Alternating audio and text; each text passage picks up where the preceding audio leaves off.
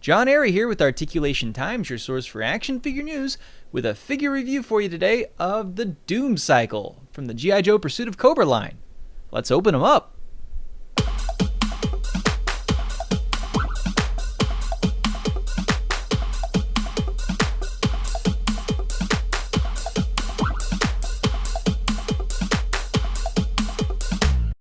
We got them out of the box, and let's take a look at all the different items the Doom Cycle comes with. First, we get this little poster of all the G.I. Joe stuff that's coming out with this new line of figures. So that's kind of interesting. Of course, we have the box itself with information on the character, and that's okay. And then we have the trike, I guess we'd call it, the motor trike, the figure itself, When you take it out of the box, you have to hook on his nail gun item here, which is kind of weird. Then he can sit down with it, and you have to put it in that hand right there because it won't fit in the other one. And there he is, driving around town with a nail gun, like a true dreadnok, I guess. He also comes with a very long-barreled revolver that fits almost too tight in his holster.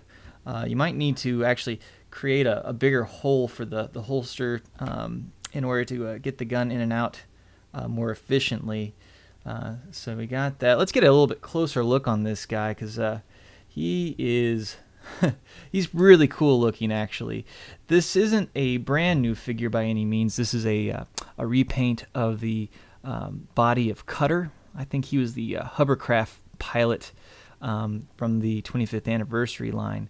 But they repainted the body so it really does look like a very modern, cool dreadnok. My favorite thing about the character is the back of his shirt here. Let me get a real close look on this. It has dreadnok there typed in the lettering. Dreadnoks Australia, and then the logo of the dreadnoughts. That's just a really cool touch, and I like how they're kind of modernizing the dreadnoughts so they're more biker gangish and a little bit tougher to look at. This bandana just rocks. I haven't tried this yet, so forgive me, but we're gonna take the bandana off, see what he looks like under the mask here. We gotta take the head off first, and then this will just fit right back on there. And we got our... Oh, it kind of looks like a German underwear model or something with the weird mohawk and sunglasses. It's kind of interesting. Anyway, I really like the look of the character, the way he's designed. It's very modern. He looks tough for the most part. Very stylized. He has these really cool tattoos all up and down his arms, which is definitely something you probably wouldn't see in the 80s, early 90s.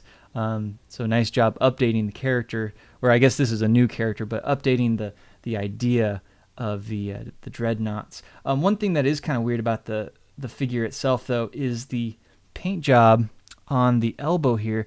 I don't know if you can really make this out very well, but the joint looks like it hasn't been painted, or it's painted black.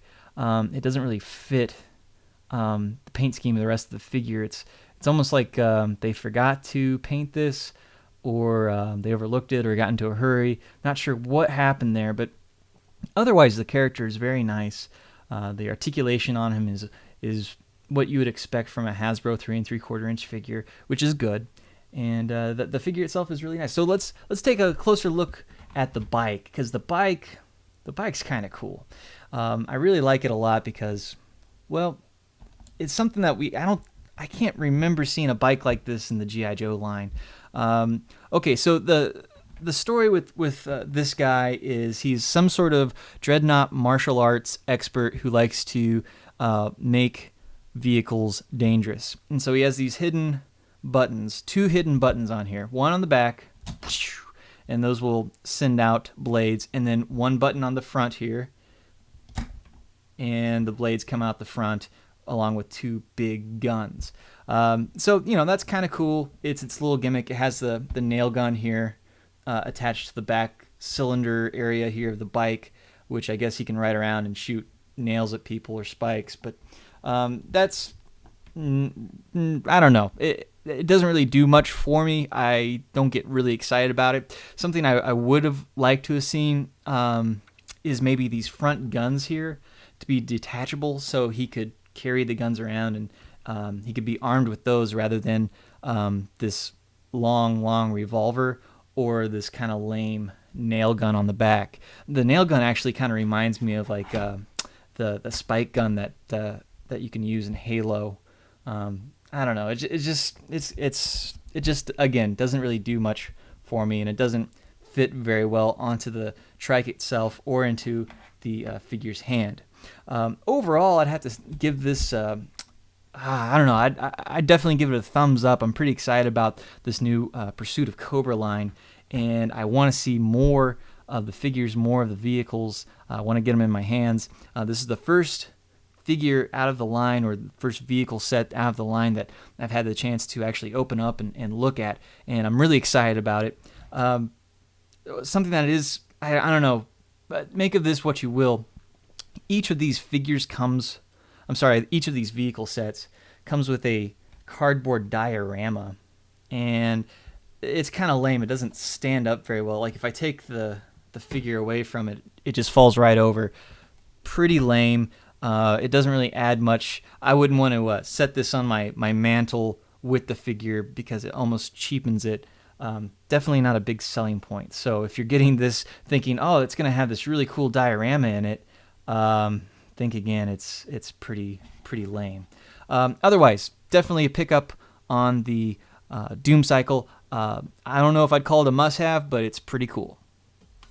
Well, those are my thoughts on the Doom Cycle. What are yours? Send me an email, contact@articulationtimes.com, or leave me a message on the YouTube channel or Facebook page. For Articulation Times, I'm John Airy. Keep collecting.